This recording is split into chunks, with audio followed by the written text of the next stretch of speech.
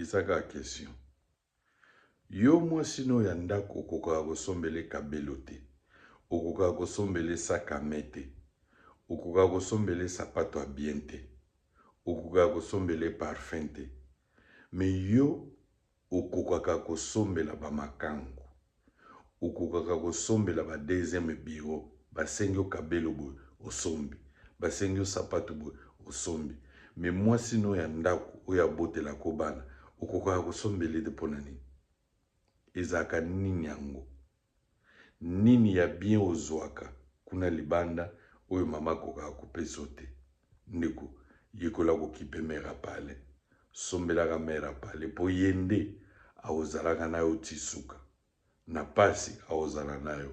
Na chaise roulante aozala nayo. Kipe mera pale. Eozale sengwa tu. Mera bana basaka na te o.